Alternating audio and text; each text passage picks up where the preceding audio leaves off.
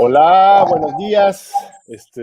Muchísimo gusto estar aquí inaugurando nuestro gran seminario internacional sobre el tema de las benditas o las malditas redes sociales. ¿Cuáles son nuestros retos, regulaciones y alternativas para la democracia sociodigital?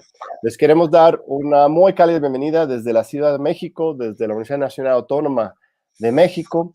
Me están informando aquí que tenemos una presencia muy amplia de inscritos y de participantes.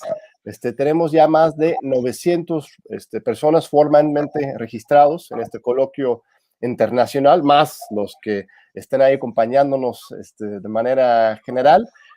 Ellos provienen de una docena de países, de Cuba, de Venezuela, de Argentina, de Uruguay, de Brasil, de Costa Rica, de los Estados Unidos, de Bolivia, de Perú, de España, de Colombia, de Ecuador, del Reino Unido y, desde luego, aquí de nuestro querido México. Esto es lo que nos permiten las redes sociales, justamente. Pues igual hubiéramos hecho un evento así de manera virtual o con una componente virtual, aunque no estuviéramos en esta situación de pandemia, pero esta pandemia nos ha obligado a posicionarnos mucho más fuertemente en este espacio. Y para un evento justo sobre las benditas o las malditas redes sociales, tiene toda la lógica del mundo y nos da muchísimo gusto que tengamos un público tan amplio y tan participativo. Para quienes quieran inscribirse para recibir su constancia, es absolutamente gratuita. O sea, cualquier persona puede acompañarnos en las sesiones, no es necesario registrarse, pero si quieren una constancia, con 80% de la participación la pueden hacer ahí en nuestra página web, puedes.unam.mx. Entran y el registro es por WhatsApp. Ahí mismo te dan las indicaciones, mandas tu mensaje de WhatsApp, ahí te registras y ahí mismo vas mandando las capturas de pantalla de tu asistencia a los diferentes eventos. Tenemos aquí con nosotros al doctor Graham Murdock, que en un momentito más va a inaugurar nuestras actividades. También tenemos el enorme honor de contar con la presencia de nuestra coordinadora de Humanidades, la doctora Guadalupe Valencia. Unas palabras muy rápidamente de mi parte sobre pues, la visión y el propósito de este evento. Este evento es una actividad del Tlatelolco Lab, que es una iniciativa interdisciplinaria muy innovadora que hemos creado con el apoyo de la UNAM y del Consejo Nacional de Ciencia y Tecnología del gobierno federal, con un apoyo muy generoso de parte de la doctora Elena Alves Bulla y todo su equipo, y que se inserta dentro de un proyecto más amplio sobre las culturas políticas en México. Aquí recientemente lanzamos los resultados de una encuesta nacional de culturas políticas. También hemos estado haciendo trabajo de campo directamente con movimientos sociales en México. Estamos desarrollando ya a punto de inaugurar pronto un documental, un producto multimedia sobre ese tema de las culturas políticas, y esto del Tlatelolco Lab forma parte de esta gran iniciativa. En particular quiero reconocer el trabajo de Adrián Escamilla, de Eloy Caloca y de Pavel Pérez, los tres parte del Tlatelolco Lab y del PUEDS en general, que fueron los que estuvieron atrás de toda la organización de este gran evento que tenemos durante 4 días, que reúne personas de unos 7 diferentes países sobre una amplia variedad de temas, desde las disputas narrativas hasta la disputa jurídica por el control y la regulación siempre a favor de la libertad de expresión en las redes sociales. En México y el mundo, la democracia en el espacio virtual está en disputa. Internet y las plataformas sociodigitales no son espacios neutrales. Su enorme potencialidad para promover la concientización y el diálogo crítico, así como su capacidad de incidir en la configuración de narrativas y sentidos comunes que permean a la sociedad, las ha convertido en auténticas trincheras de disputa política. Estas plataformas le han permitido a la ciudadanía fracturar la hegemonía del cerco mediático y al mismo tiempo potencializar las formas de organización y comunicación. Sin embargo, en estos espacios también se desarrollan fenómenos adversos, como la manipulación, la desinformación y la censura, la exclusión y las campañas de odio. Esto último representa graves riesgos para la transformación social, entre ellos la posibilidad de manipular consensos en contra de movimientos y proyectos democráticos. La naturaleza corporativa de estos espacios digitales, sumada a la poca claridad de sus políticas de financiamiento de publicidad, su falta de transparencia, el diseño discriminatorio de sus algoritmos y sus actividades para extraer y mercantilizar datos, narrativas y efectos, dañan severamente la posibilidad de una conversación distribuida y proclive al cambio social. Esto representa grandes y urgentes desafíos políticos, especialmente para los marcos jurídicos nacionales e internacionales. Y esto es el tema central para lo cual los hemos convocado a este gran foro de 4 días, con una serie de conferencias magistrales y ponentes que vienen de la sociedad civil, que vienen del gobierno, que son activistas, que son académicos, que son sociólogos, historiadores, filósofos. De verdad, hemos armado una agenda y un programa muy plural y muy dinámico, y espero que sea divertido estos 4 años para todos y todas ustedes. Pues sin más, le damos la palabra a nuestra muy querida y admirada doctora Guadalupe Valencia, la coordinadora de Humanidades de la UNAM. Es un privilegio contar con tus palabras y tu acompañamiento en esta inauguración, estimada doctora Valencia. Muchas gracias, John. El privilegio es para mí, es un honor, como siempre, estar aquí en esta inauguración, en esta ocasión del Coloquio Internacional Benditas o Malditas redes sociales. Gran pregunta, gran título, provocativo, provocador, para hablar sobre retos, regulaciones y alternativas para la democracia sociodigital. El programa que se extiende de hoy y durante 4 días, del 23 al 26 de agosto de este año 2021, es un magnífico programa con conferencias magistrales de lujo. Me da gusto saber que, como siempre, concitas la atención de muchos jóvenes y no tan jóvenes en México y en otras partes del mundo que nos siguen justamente por los canales de redes sociales con los que nosotros contamos y que siempre son muy exitosos. Me parece magnífica esta reflexión sobre la utilidad, no solo en términos de generación de información, de debate de ideas, de debate público que las redes sociales permiten, o que como instrumentos benditos o maldecidos o malditos, sino también el papel que han jugado las redes sociales en desastres naturales, en urgencias como nuestro último gran sismo, en donde las redes sociales se convirtieron en un instrumento muy eficaz y muy efectivo para llevar ayuda allí donde se necesitaba, teniendo un control absoluto vía las redes de la información, si no absoluto, mucho más cercano a lo que pudiera lograrse por las vías tradicionales. Así es que también tienen esos sentidos de mecanismos, dispositivos de la solidaridad, dispositivos de la organización, dispositivos de la movilización, nuestras benditas redes sociales, y otros que hay que criticar, contra los que hay que luchar y que todos ya conocemos. Comenzamos este día con una conferencia magistral de lujo a cargo de Graham Murdock. Welcome to Mexico, Graham. Bienvenido a México, doctor Murdock. Y yo declaro inaugurado este coloquio internacional, Benditas o Malditas redes sociales, siendo las 10 de la mañana con 9 minutos de este día, lunes 23 de agosto, un día soleado en México. Un hermoso día para comenzar este magnífico debate. Recuerden todos que quienes no puedan seguirlo en tiempo real, siempre tendrán la posibilidad. Yo disfruto mucho y agradezco mucho tenerla, de mirarlo en la noche o el fin de semana en cuanto haya tiempo. John, muchas felicidades a ti y a tu magnífico equipo de colaboradores del PUEX, y lo mejor. Muchísimas gracias, doctora Valencia, por estas generosas palabras. Es un honor para nosotros, al contrario, trabajar contigo aquí en la Coordinación de Humanidades, y efectivamente es un gran equipo. Los van a ir conociendo a lo largo de esta semana. Le toca a cada uno de los miembros del Tlatelolco Lab moderar las diferentes mesas, ¿no? y ha sido un gran trabajo. Pronto vamos a tener incluso un diplomado y unos cursos y talleres que vamos a estar ofreciendo al público de México y del mundo, ¿por qué no? Para ir conociendo, porque no queremos solamente estar organizando plataformas para la discusión y debate, que es muy importante, pero queremos que la gente participe, se entrene, se capacite.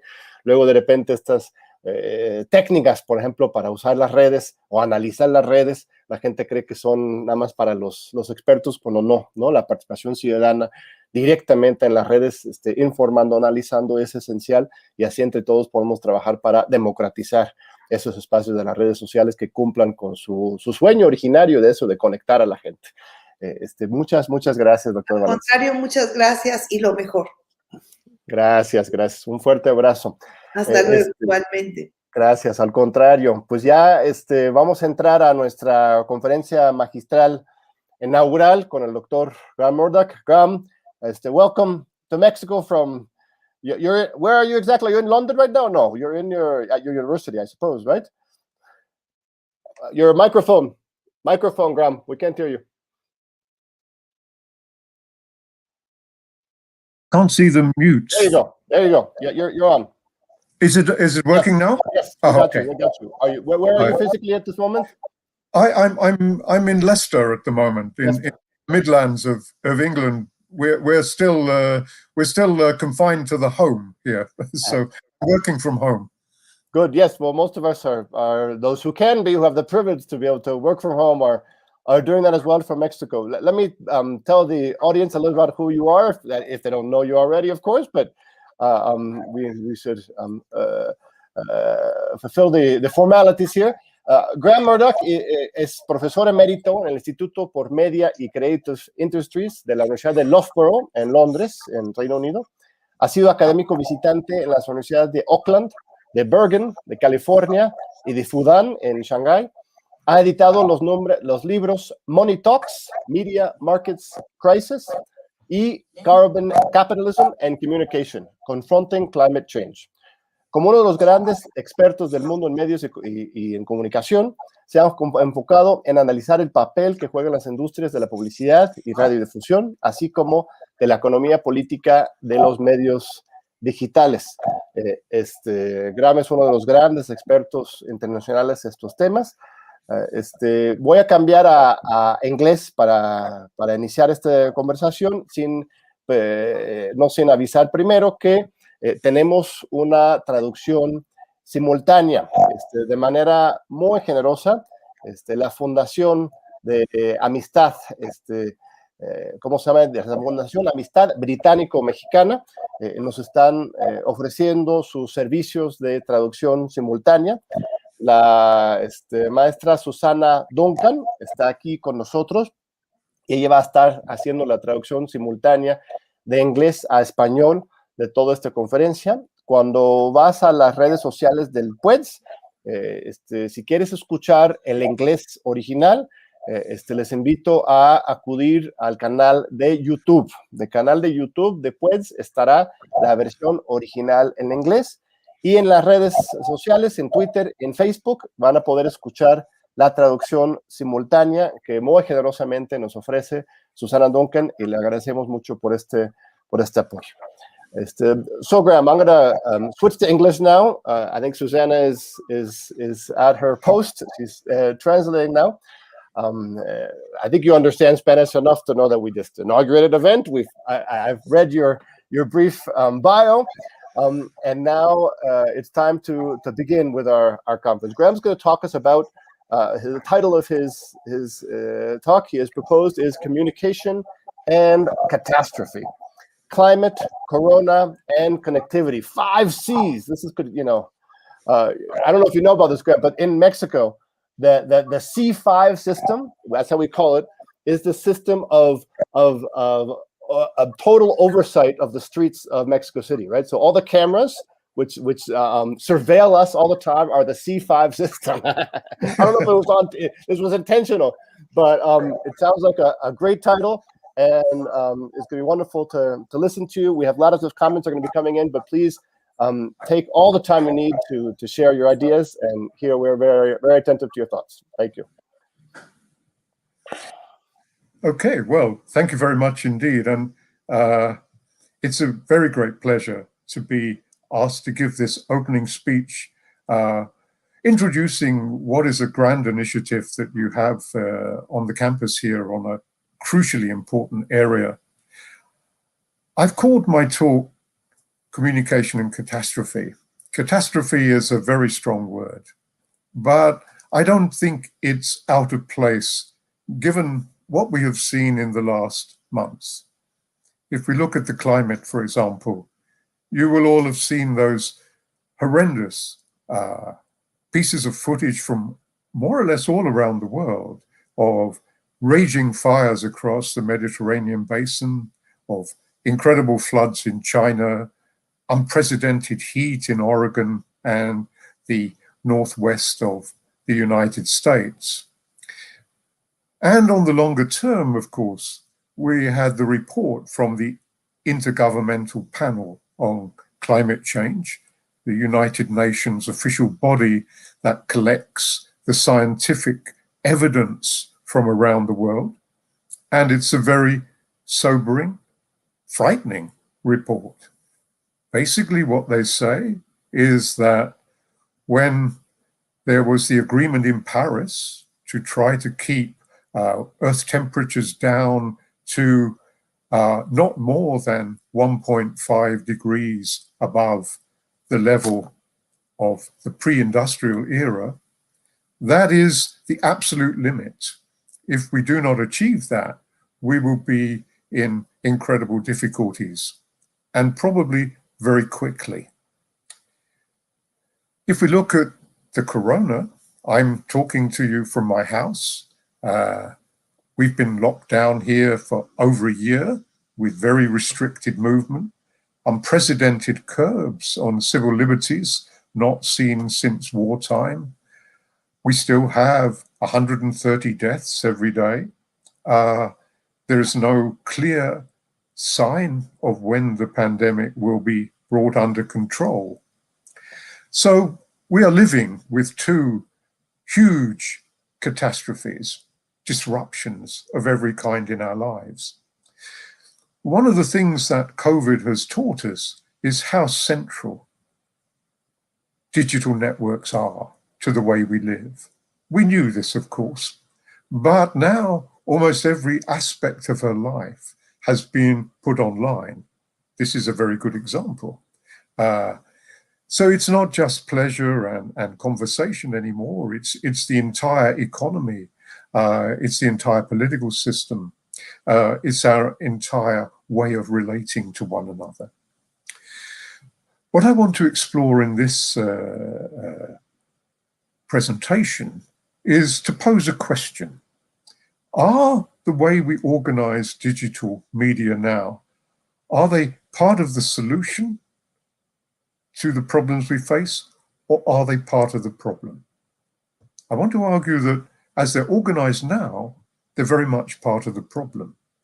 And the struggle in the future will be to reconfigure them so that they are part of the solution. So what do I mean when I say they are part of the problem? I want to pick out three dimensions of this.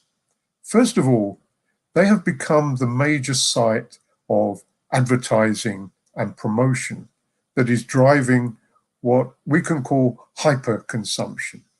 This is consumption where you are encouraged to buy things more often, to buy more of them, and to throw them away more quickly. Secondly, and this is something that I've come to look at in detail in my recent work, and we often forget. When students of media think of the media as industries, they think of them as symbolic spaces, and they think of them as a very important part of everyday life, the way we relate to people. Those three dimensions are still crucial and are needing to be examined in detail. But there's a fourth dimension, which we often forget. And that is that the media are material. They're ranges of infrastructures, satellites, cables, poles, wires of all kinds, and also physical devices, laptops, iPhones, home computers, and so on. All of those infrastructures and devices are made out of materials, they consume energy, and they create waste when they're thrown away. So one of the problems that we face is that we've created a network system that is making an enormous contribution to the climate crisis. And I'll unpack that for you a little bit more in a minute. And that's going to get worse because we're on the edge of designing digital networks which will be much more extensive and will consume much more energy and many more materials. If you've been following the career of Zuckerberg, the CEO of Facebook, you'll know that his latest idea is to have us all wandering around in a virtual universe, a metaverse. We will have avatars and we will be able to visit each other.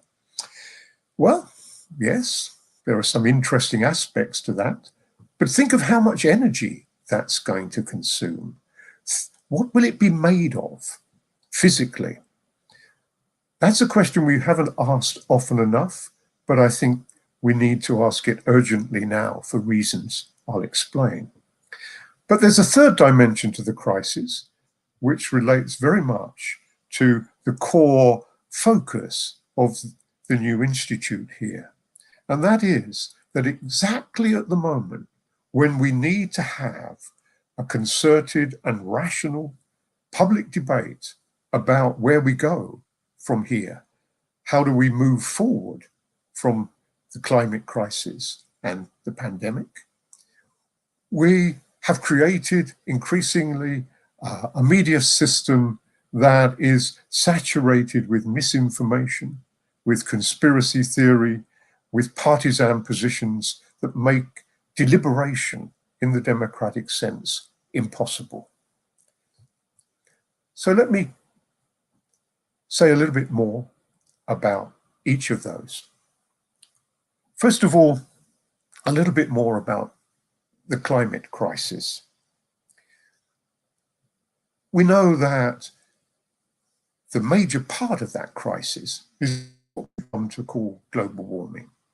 And that warming of the Earth's atmosphere and the oceans is primarily caused by burning fossil fuels. These are compacted stores of carbon. When they're burnt, they release enormous amounts of energy. There are three of them: coal, oil, and gas. And our present condition, if you like to call it that, of what we now think of as modernity, begins in the late 18th century. It actually begins in the year 1776, which you'll remember is interesting for three things. First of all, it's the American Declaration of Independence, which one of the foundation documents of modern democratic theory. It was the year when Adam Smith published The Wealth of Nations, manifesto for free market capitalism. But it was also the year when James Watt perfected his new steam engine. And the steam engine was the motor of industrialization. And of course, it had to be fueled from coal. Later, the key fuel moved to petroleum and to gas, with the invention particularly of the internal combustion engine. So these were the great engines that drove early industrialization in the Northwest Hemisphere. And they were incredibly destructive, because the thing about CO2 emissions is that they stay in the atmosphere for hundreds of years. We often forget this. Even if we stopped right now, at this moment, not releasing any more carbon dioxide into the atmosphere, we would still be living with the legacy of 100 years of emissions. They are still there and they are still active.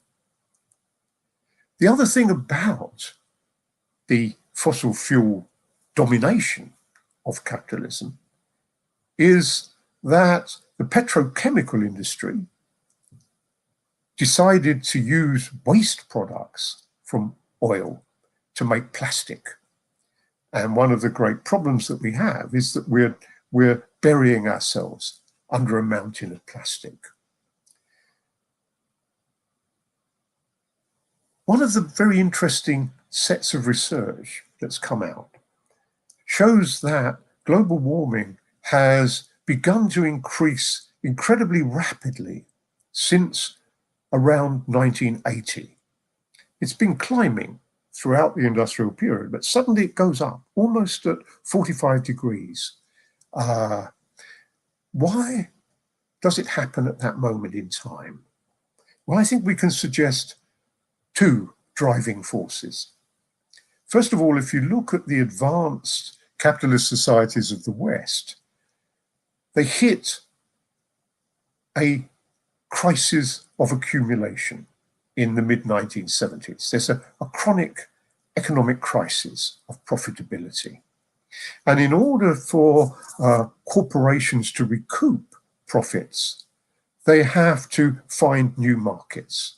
They have to commodify things that were not commodified before. And they have to be more aggressive in moving offshore to find markets in other regions. Both of these things begin to happen.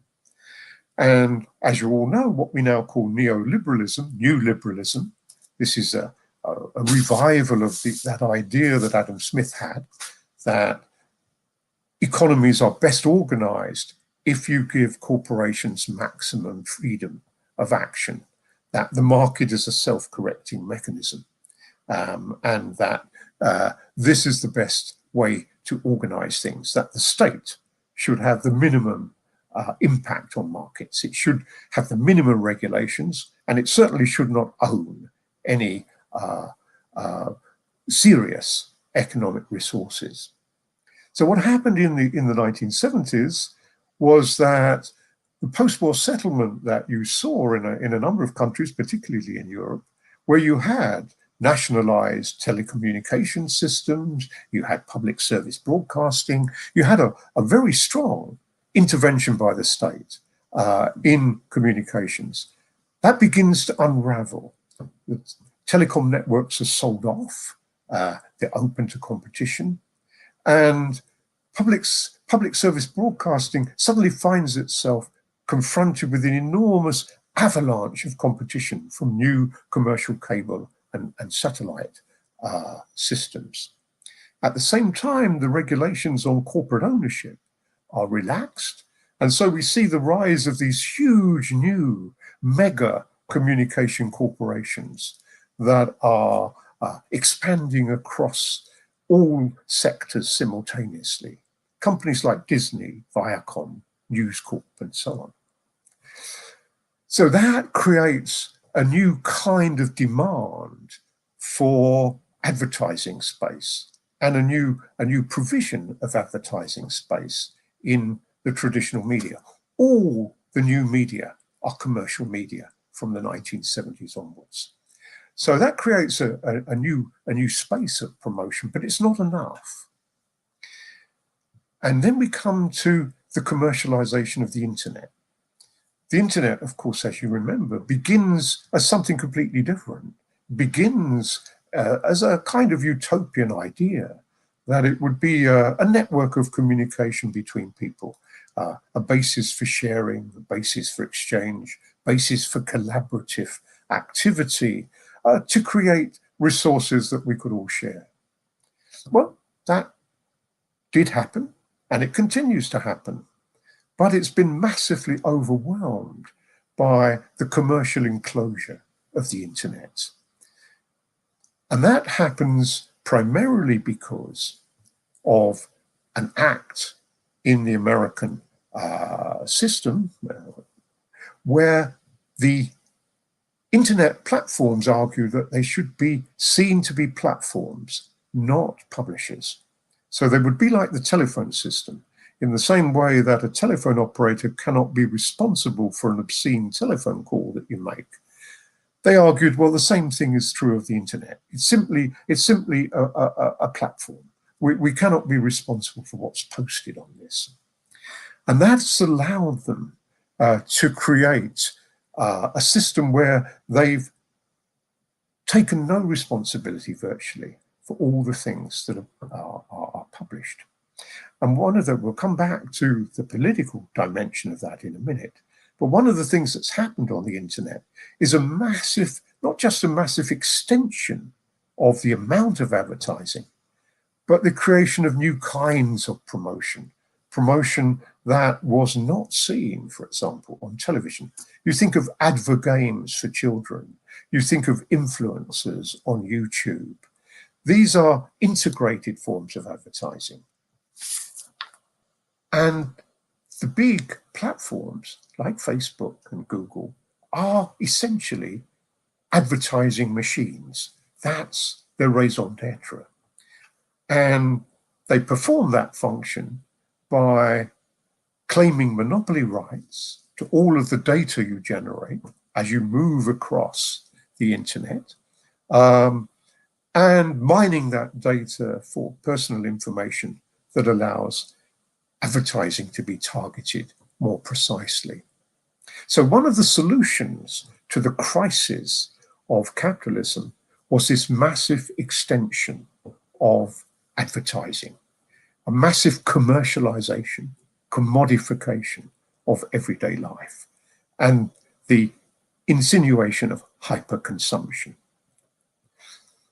But there's something else that happens from 1980 onwards, and that is that three economies that for the whole of the post-war period were more or less uncoupled from the global capitalist system, India, China, and the Soviet Union, are utterly changed.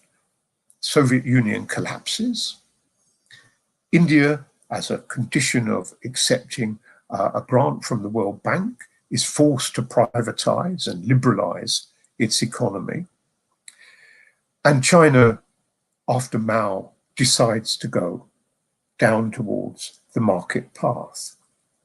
One of the consequences of that, of course, is that it creates a new urban middle class. It's very successful for some people in creating new opportunities. So it creates a whole new consumer sector that wasn't there before. Think of the number of iPhones that are sold in China, for example. China is a very good example. Within 20 years, the mode of transport in cities in China moved from bicycles to automobiles. And most of that industrialization was fueled by dirty coal, the same in India, which is one of the reasons why India and China are among the largest emitters of greenhouse gas at the present time. They were late starters, but they're beginning now to catch up. So what we see in that period from 1980 onwards is a massive commercialization of world culture, in fact, driven by advertising. And that advertising is the engine that is driving hyper-consumption. Let's just take one example of how that is destructive. Let's take fast food, convenience food. One of the big growth areas of the last 20, 25 years has been in food that doesn't require any preparation, either that you go and collect it from McDonald's or KFC, or you get it from the supermarket shelf and it's ready prepared. Where does that food come from? One of the huge disruptions that's occurred has occurred in the destruction of the world's forests. by the time I finish talking to you, we will have lost probably another football-sized field of virgin forest somewhere in the world. These forests are being cleared across particularly Brazil, but also across Southeast Asia. And they're being cleared for three things. They're being cleared for cattle to provide services for the new meat industry, for your chickens and beef burgers, but also for palm oil and soya, which are essential ingredients in making all kinds of fast foods and preserving them, coloring them, flavoring them, and so on. Why is this important? It's important because it's one of the driving factors behind pandemics. As I'm sure you're aware, there's a very lively debate going on about the origins of COVID-19. And there's a considerable body of opinion that wishes to argue that it was leaked from the laboratory in Wuhan, the virology laboratory. It's a possibility. We will probably never know for sure. But much more likely is what's called zoonotic transmission. This happened with the two other recent coronaviruses, SARS and MERS. Zoonotic transmission is transmission from animals. What happens if you destroy virgin habitats, like a part of the rainforest, for example, is that you drive species to the edge. And they have to find somewhere else that they either are extinguished, and we're living through one of the great mass extinctions of animals, birds, and insects in the history of the planet, disaster in its own right. But those species that are adaptable move into areas of human habitation. So imagine a space in the Amazon. You clear a large part of the forest for cattle ranching. You build roads, maybe build a rail link. You build settlements. These create new kinds of habitats for animals, somewhere they can live. One of the animals that is most adaptable are bats. Bats are the most frequent animal on the planet. There are more bats than any other animal. And bats are very good at carrying disease. They can carry all kinds of pathogens without damaging themselves. And what happens when you clear virgin forest is that bats move into areas much closer to human habitation. And they begin a transmission chain through domestic and other wild animals and into humans. So that one of the problems that we have is that the more we move down towards these synthetic foods, the more we're creating the conditions for new pandemics. There's no question that COVID-19 will not be the last, and possibly not even the most severe pandemic that we have experienced. And one of the key places where those foods are promoted is, of course, in digital media, particularly for children. If you look at advertising to children, you'll see that it's saturated with these kinds of messages. Now, there have been a lot of efforts to control that. And with regular broadcast television, it's relatively easy to do that. But the new forms of integrated promotion are much more difficult to control. Product placement, for example, you're going to stop somebody eating a hamburger on screen at a crucial moment in the drama? No, of course not. You're going to stop companies giving children free games to play that happened to feature burgers as characters? No. So we've created for ourselves a commercialized media system that is increasingly generating a destructive hyperconsumption that then becomes normalized, that people can't imagine how things could be different.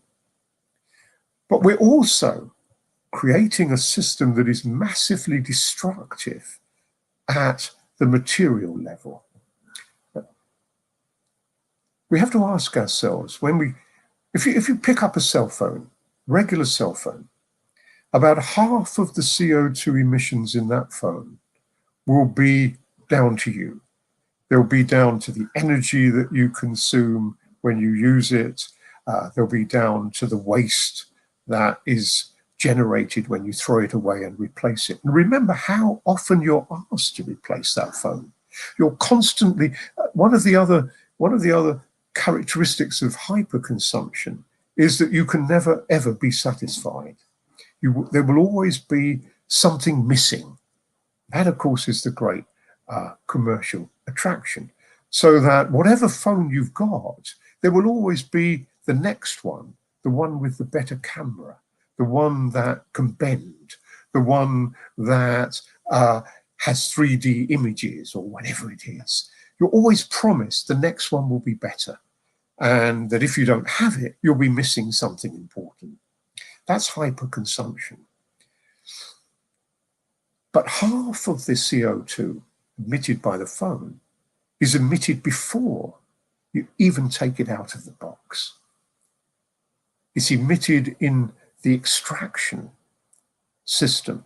If we look at the chain of production, we're looking at key moments. We're looking at mining and extraction. We're looking at the metals that have to be mined and processed to put into that phone. Metals like cobalt, for example. We're looking at manufacturing. We're looking at the vast areas of space occupied by companies like Foxconn that make your iPhone. And we're looking at all of those young women who've migrated from rural China into these factories and live in barrack-like conditions. And we're looking, if you look up at the top of the factory, you'll see a ring of nets around. That's to stop people throwing themselves off the roof in desperation. The only other place that you will see nets like that were on the slave ships that transported slaves across the Atlantic, because slaves were too valuable to be wasted by killing themselves. Then you look at, how does the iPhone get to you? It gets to you on container ships. Container ships have become massively bigger over the last 20 years. Remember that ship that was trapped in the Suez Canal because it was too big to go there? That's a typical container ship. They're massively destructive of the ocean. They're massively destructive of the ports that they dock in. But they're almost exclusively manned by unregistered labor. They're flying flags of convenience from countries that have no responsibility for the labor that they employ.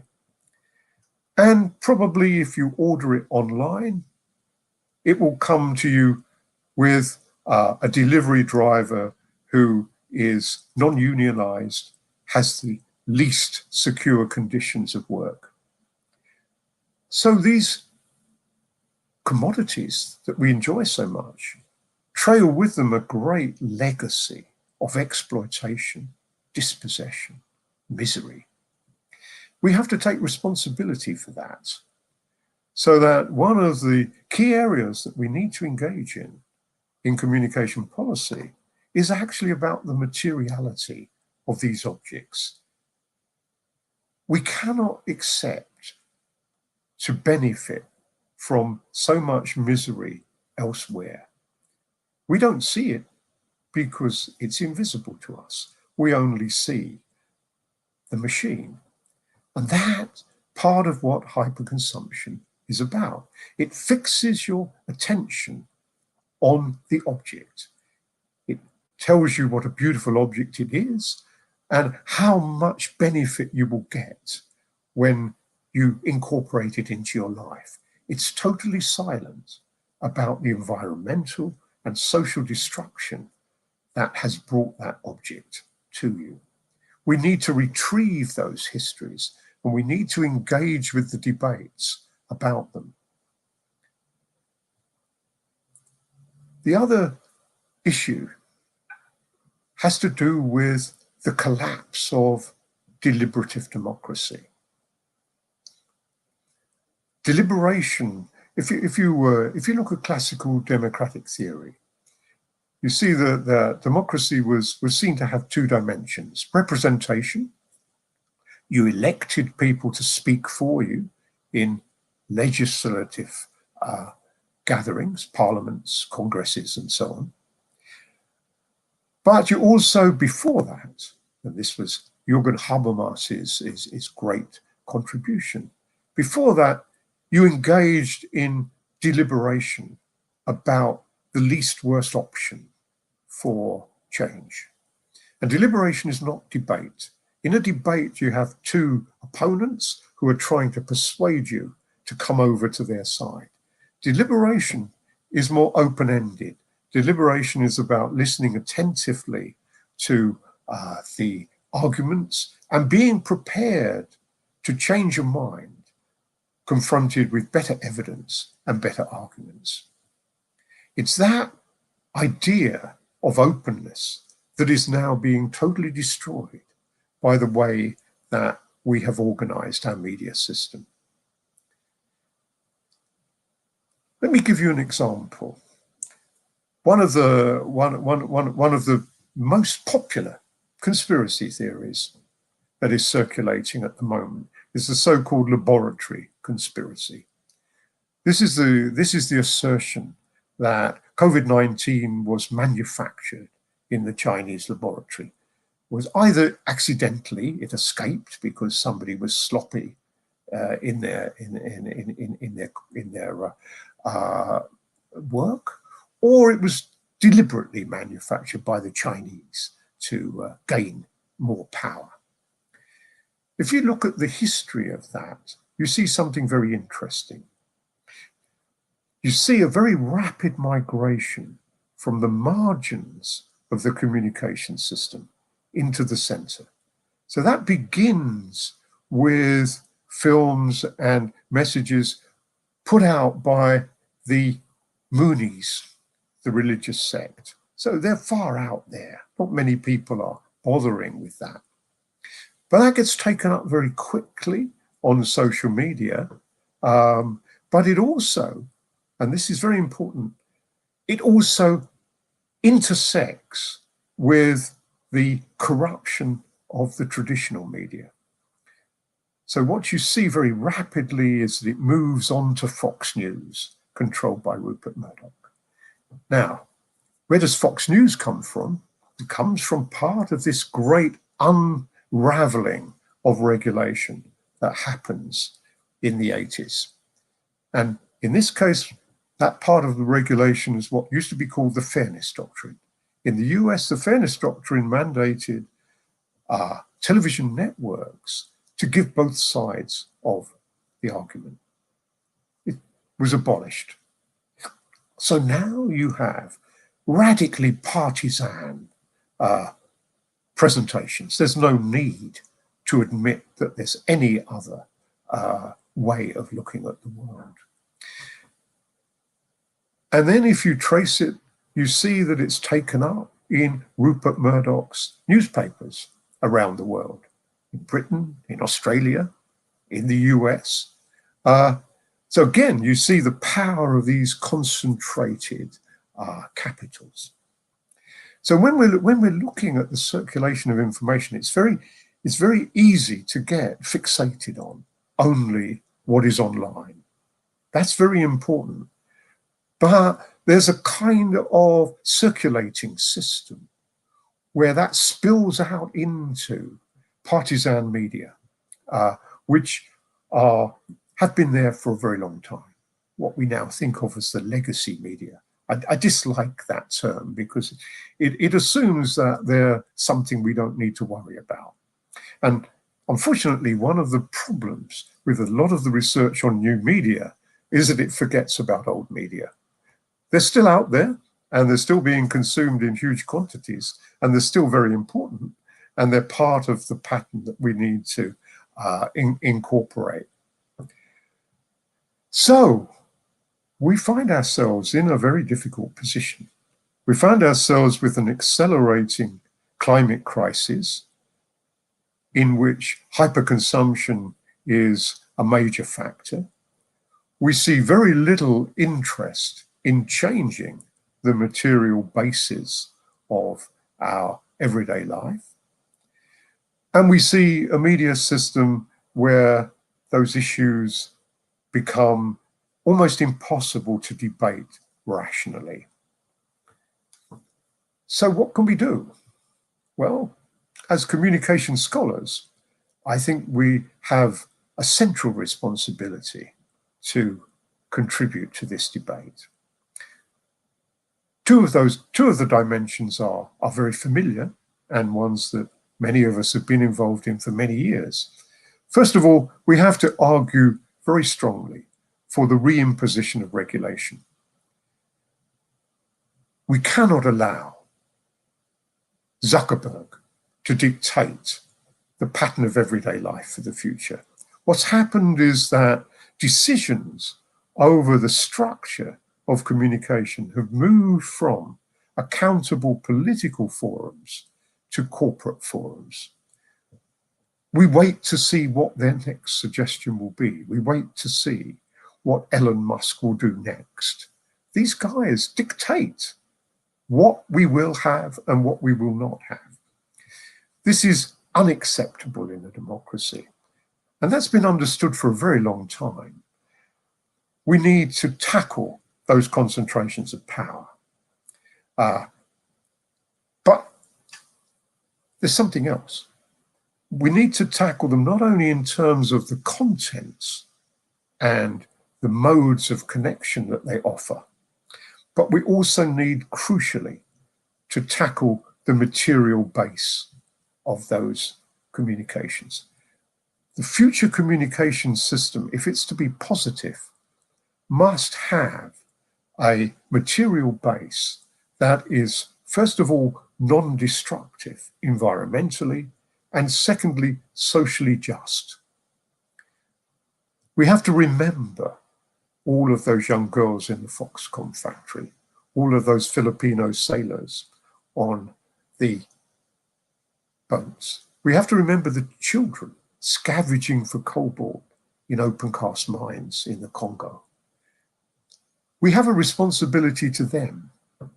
And one of the things that I think both the climate crisis and COVID have brought home to us is that we really do live in a global world, that our fate is indivisible with theirs, that no one is safe until everyone is safe.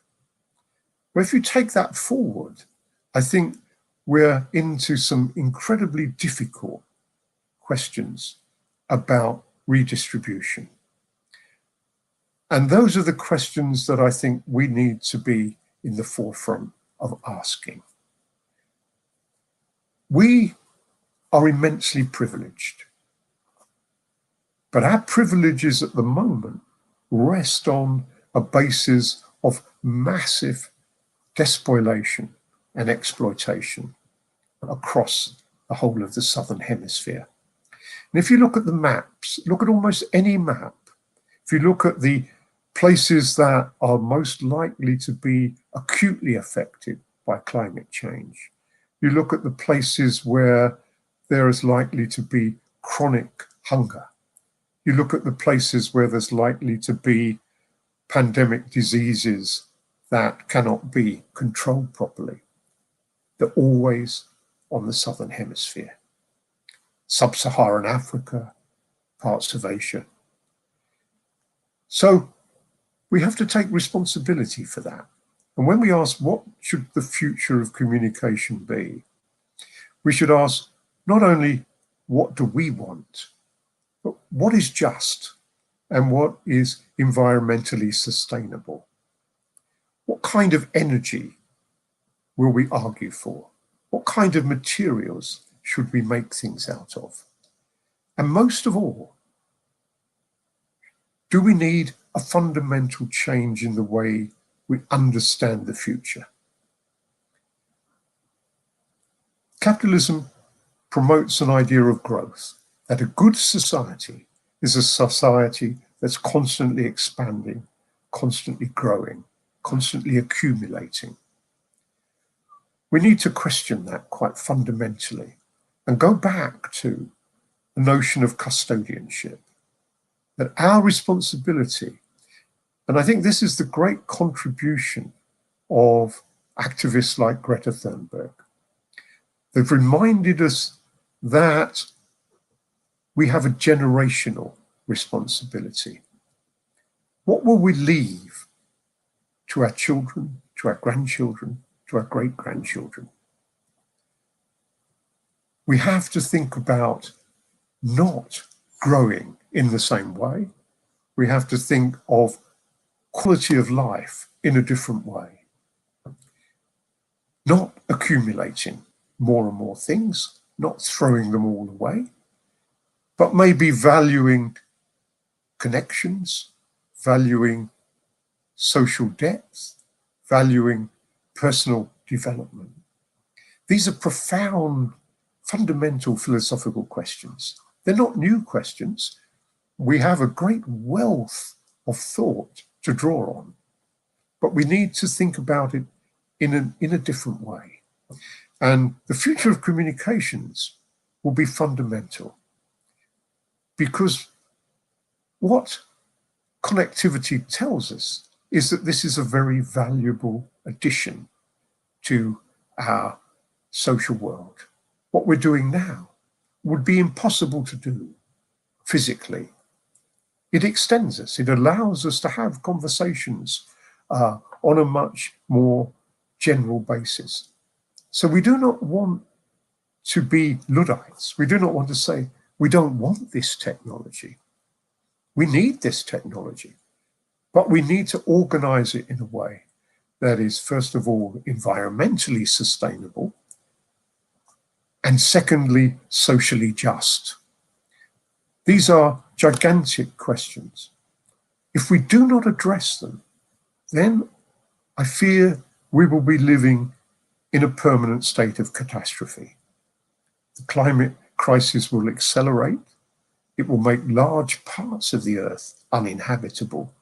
And we will be faced with serial pandemics, possibly of a much more severe kind than we have at the moment.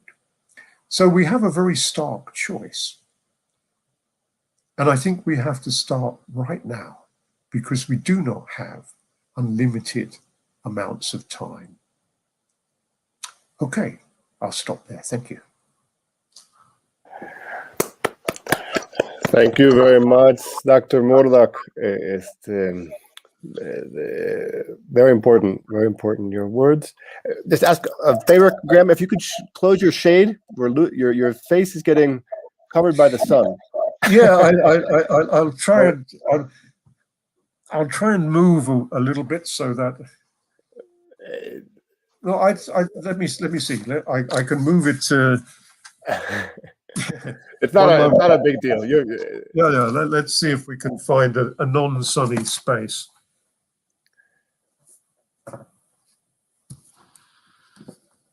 No, it's still. It's fine. You look mysterious. You look like you're speaking from behind the sun. So no problem. Well, no, it's. Wait a minute. It's. There you go. Perfect. Oh, that's better. There we go. Sorry. There you go. Excellent. Thank you. Very important.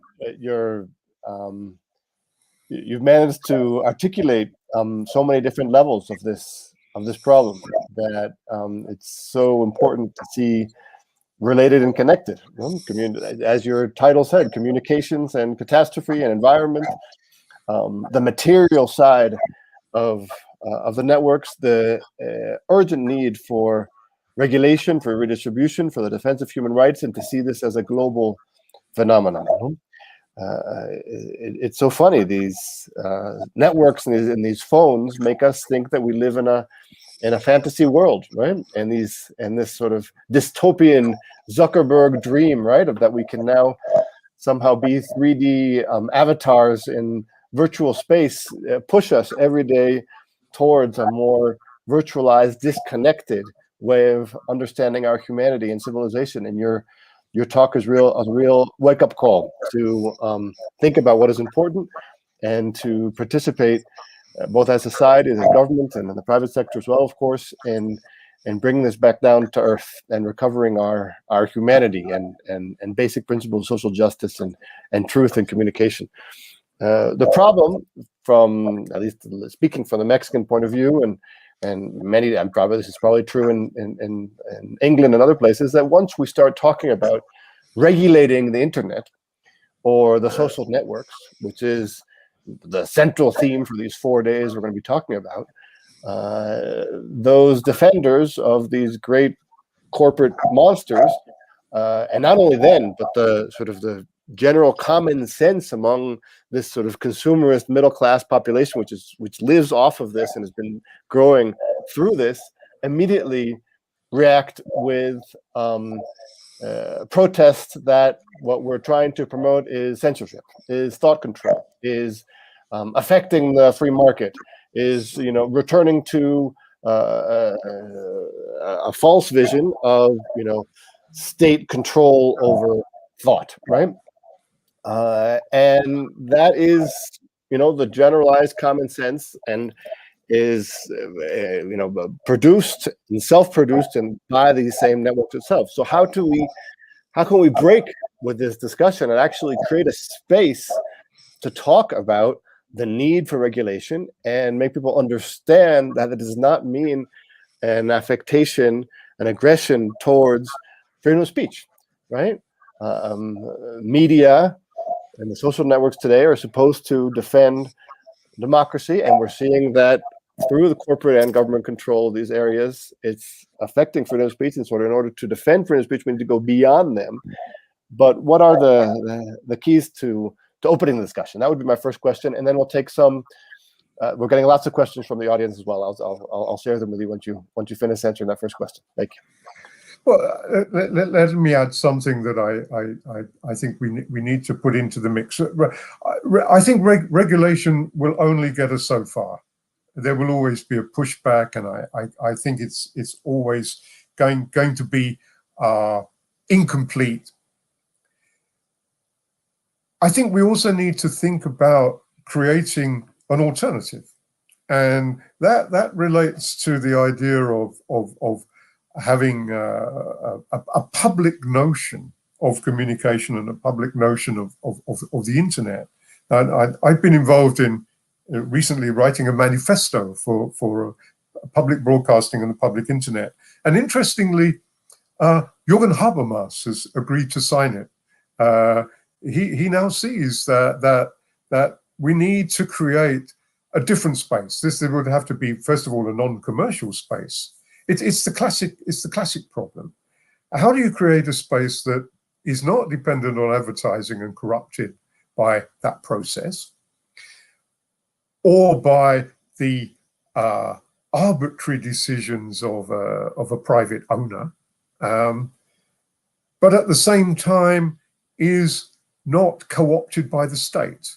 And I think that's become a very big problem at the moment, because we see around the world, including in Britain, authoritarian regimes that are wishing to command public communication as basically a mouthpiece for their policies, and are very hostile to any kind of sustained questioning.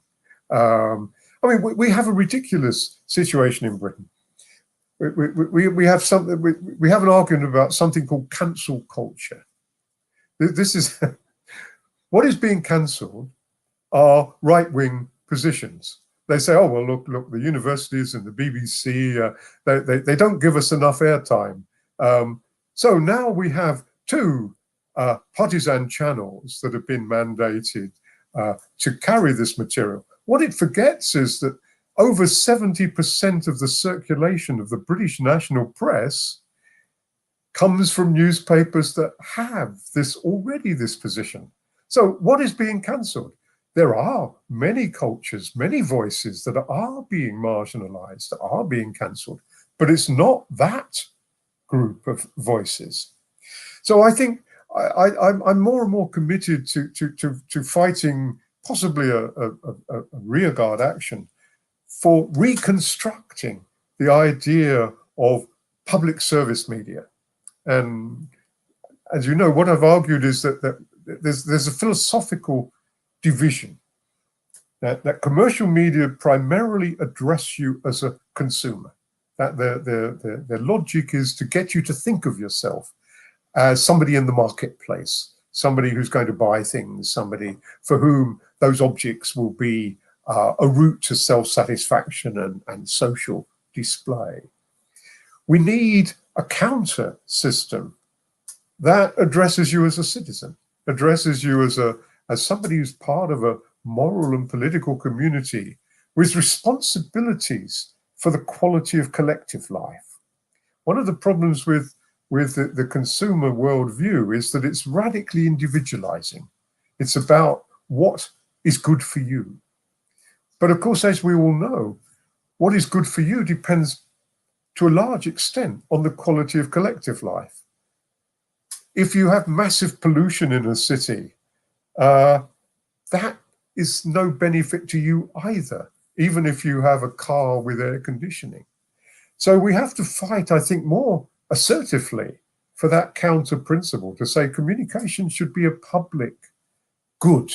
It should be something that speaks to us in our role as citizens with responsibilities to each other. And interestingly, part of what's happened, I think, in the COVID, you've seen that dramatized. You've seen incredible acts of kindness and generosity where people have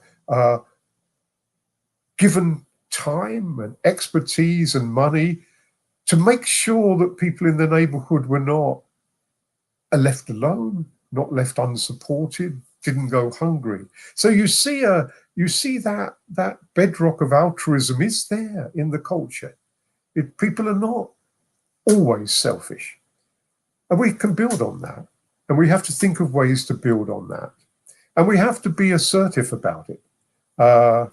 In a way, I think we've been bludgeoned, in a way, into accepting that this is no longer possible. The best we can hope for is a more civilized version of Zuckerberg. It's an incredibly feeble view of the future. And given what we're faced with, I think it's not sufficient. So we need to work on an alternative. And I've been thinking about that for a long time, and many other people have as well. And the new communications networks allow us to think about it in a different way, allow us to think about ways of connecting, contributing, exchanging in a creative way that is not constantly subordinated to the business of selling something.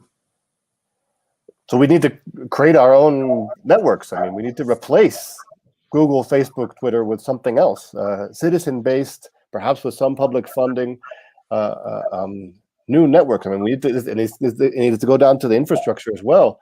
A whole network of, cooperatives which create phones. I mean, it's not just about using these platforms for good, but we need to sort of go all the way down through all the different levels to create a new space, which is a daunting task, of course, right? Yeah, and remember, actually, you're looking at one of the great acts of theft in world history, that virtually all of the key innovations that have gone into Google and Facebook were financed out of public money. Yeah, they came out of public research institutes, and they simply took them, and they've never paid anything back. They pay almost no taxes. It's an incredibly successful theft. We have to call them out and say, you have to pay for what you've used. They'll resist, But I've got a feeling, particularly in Europe now, there's a much more, and indeed in the US, there's a more assertive attitude. People can see that this is not sustainable. Somebody like Elon Musk, in the last 6 months, he's earned more than the national income of some small countries. I mean, that, if you wanted a definition of obscenity, that would be a definition of obscenity for me. One man has all of that money while small countries are in a desperate state. We are party to that, and we have to stop. We have to call them out and say, this is not, on the grounds of justice and humanity, this is simply not acceptable. We'll definitely count on our participation from Mexico, from the civil society, perhaps even from government. Latin America has been a center for resistance and construction of new alternatives, and this would be a key area to work together on these issues. Let me take in some questions from the audience. Alejandro Heredia from Mexico dice, ¿a qué se debe que ningún gobierno actualmente promueve las energías alternativas o transportes como la bicicleta? Perhaps a little bit exaggerated, but he's saying, why aren't governments participating more in creating use of alternative energies and, for instance, the use of the bicycle and different ways of transportation? Or what would be some international cases or European cases in which there's been a real commitment to these issues? Felipe Suárez, el del Salvador, ¿sí existen regulaciones para las empresas de telecomunicaciones sobre contaminación? To what extent are there regulations for specifically for telecommunications corporations in terms of holding them responsible for contamination and for pollution and environmental destruction? Agustín Solano, de Plan de Ayala Morelos, dice, ¿cuál es la labor que deben promover las universidades para transitar a un mundo digital crítico y sustentable? He's asking about the responsibility for universities. What can universities do to help us transition towards a more critical and sustainable digital world? And let me see, there's one more over here. Do you think Adrián Lugo Piñón asks, do you think Europeans and other nationals from industrialized countries are willing to reduce their massive consumption in the near future, notwithstanding how exposed they have been from advertising? To what extent can we break with this ideology of consumption in Europe itself, which is a center of the production of this ideology? A few questions. You can answer the ones you want, or take it out. Thank you. All very important questions. Let me introduce another idea. I think what I call the paradox of connectivity. One of the things that's been dramatized very clearly in the COVID crisis is what used to be called the digital divide, that not everybody is connected. And not to be connected is now a massive social deficit. For example, if you think of children, when the schools were closed, there were some very good materials online for children. But many poor families didn't have any way to access them. And so those children, their deficit has been compounded because they're locked out of physical education, but they're also locked out of the virtual education. So on the grounds of social justice, you would want everybody to be connected because there are benefits to that.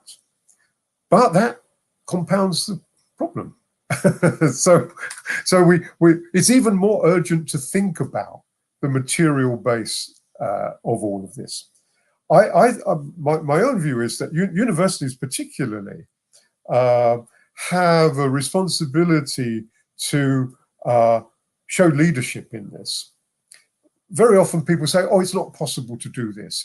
You're asking the impossible. What can we do? Well, there's a lot of things we can do. And I think universities can begin right now. They can, a whole list of things. We can demand that all the energy that is used in the university is clean energy. You can make sure that the university does not invest in fossil fuels, that it never gives an honorary position to anybody who's involved in the destruction of the environment. You can re-green the campus. You can look at the food chain, for example. One of the simplest and most productive things you can do is to source things locally. One of the problems has been these global supply chains where things are being flown or transported huge distances. So that people are now going back to local supply. There are all kinds of very simple things that could be done tomorrow that would make a big difference. So I think in the universities, we need to have a discussion about what we can do, and making that public and saying, look, here's an institution, a huge institution. We've made these changes. They make a difference. It's not impossible. But it's very important to say, look, it's not just down to individuals. One of the ways that corporations have pushed this argument is to say, oh, well, it's up to you. You know, you could eat less meat. You could have a bicycle. You could have solar panels. Yes, of course, that would make a difference. But the massive proportion of emissions come from institutions, not only corporations, but also public institutions. So I think that public institutions should be in the forefront of demonstrating the practical choices that we have. So, for example, buildings are a major source of CO2. Concrete is one of the most toxic substances there is. So when we're thinking about building something new on the campus, we think about the materials it's made of, think about making it carbon neutral. These are things that could be done now. We have the expertise to do this. It's not that there's no knowledge about this. It's at the moment, there's very little political will to do this. And I think the same should be of public cultural institutions, like libraries and museums and public broadcasters. They should be in the forefront of demonstrating the ecological positives to show that it's practically possible to do things. And that will shift the debate, hopefully. I think people will be persuaded not by rhetoric, but by practical examples that work. And I think it's our responsibility working in public institutions to be in the vanguard of that. So yes, there is something we can do. And we need to do it right now. When you think of how many universities are still investing in fossil fuel companies, still taking grants from these companies, we could stop now and say, no, we won't support you anymore. We won't legitimate you anymore. You won't be able to use our name to put on your publicity. And I think that if there was a collective will to do that amongst a large number of public institutions, that would make a difference. We already see museums refusing to take sponsorship, for example, from oil and gas companies. That has a public impact. It forces people to think about it in a different way.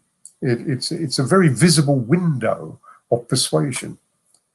So I think we need to use all of the opportunities that we have, and there are quite a lot of them. As I say, we're in a privileged position. It would be possible, I think, to win the argument in a university to take all of your money out of fossil fuels in a way that it might not be in some other institutions. So if we do that, we can begin to set an example. Oh.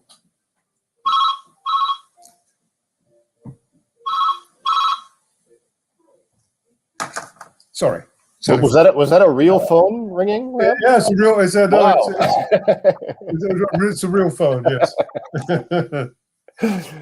So, for instance, to continue the conversation, we still have another 5 minutes before the next panel.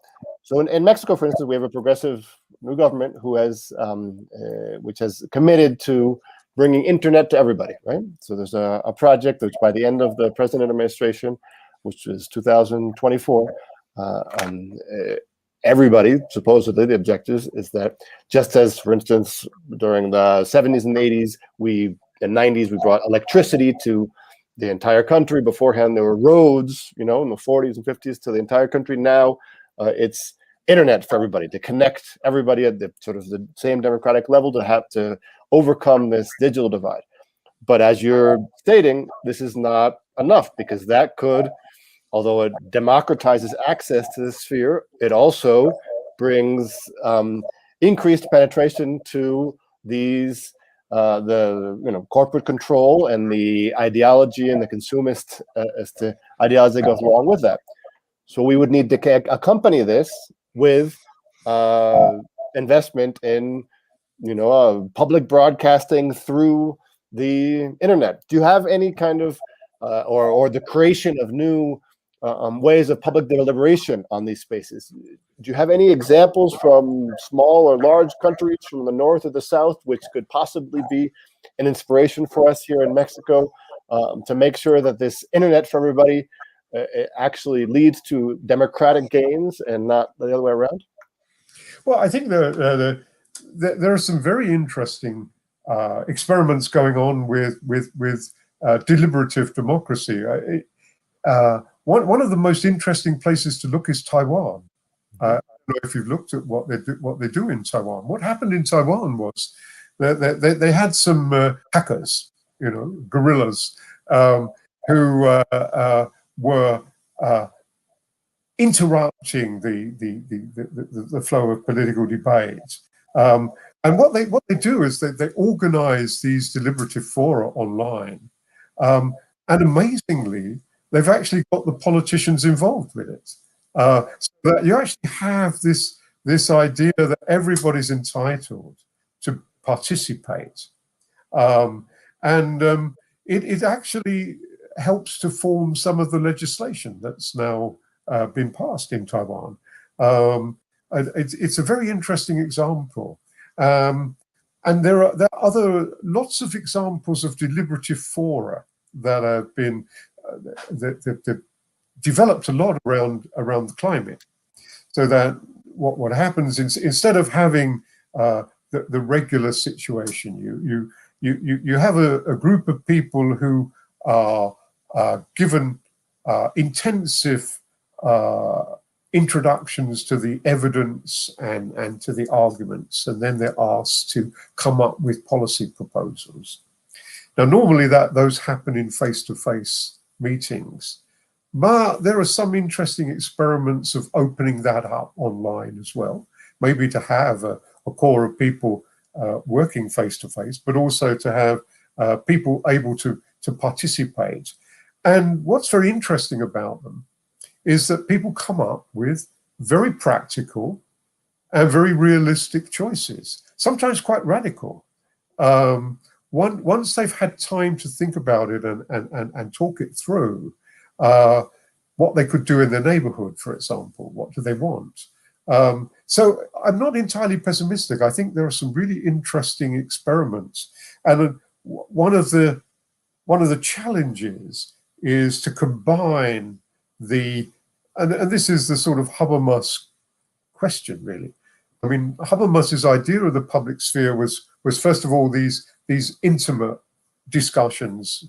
He uses the notion of the coffee house where people come together and argue and so on, but also the press as a space of opinion and discussion. Well, we've gone past that now. So perhaps one of the really interesting things to think about is how to combine face-to-face and connected deliberation into an integrated whole. So have a look at the Taiwanese example. It's very interesting, and it's unexpected. It's not the place you would first of all look, but it's been very successful. And interestingly, the woman who was the lead hacker is now a member of the government. She's she's in charge of their digital policy. So it's not impossible. Well, thank you very much, Graham. I think hopefully this is going to be the beginning of a long-term global alliance for democracy in the networks.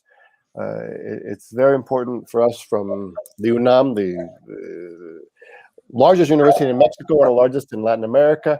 We have 360,000 students here. It's a major national institution, public, free university for all the students. We're very interested in these kinds of issues of defending public spaces and spaces of public debate, and this is obviously a global struggle.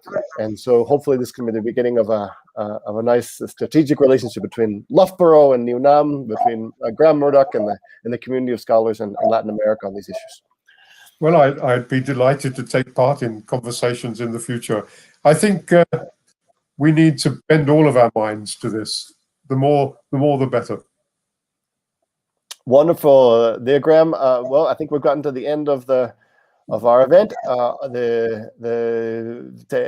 Voy a cambiar. I'll change to Spanish.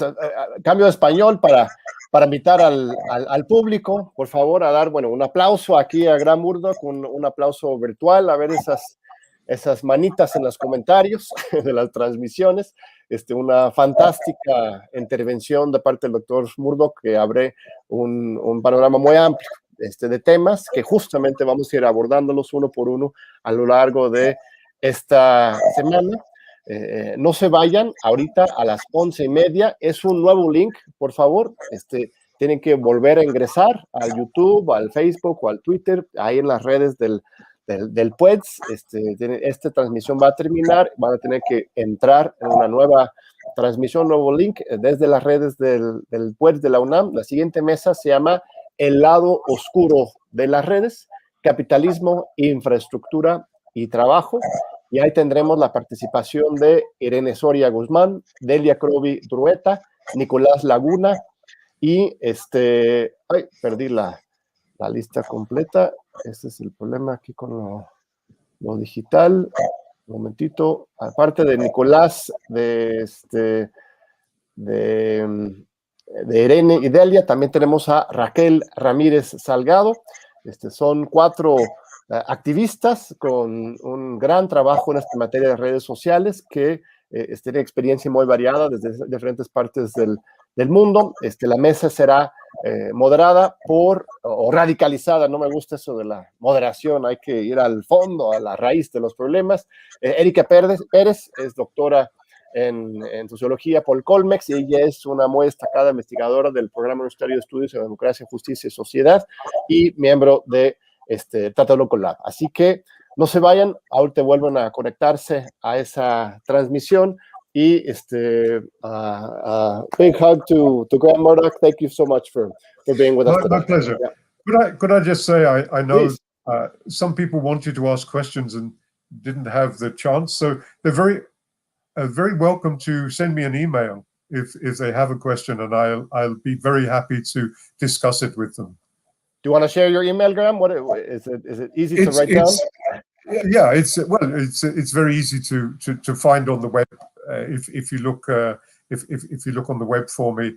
But it's my name, G.Murdock, LBORO.AC UK.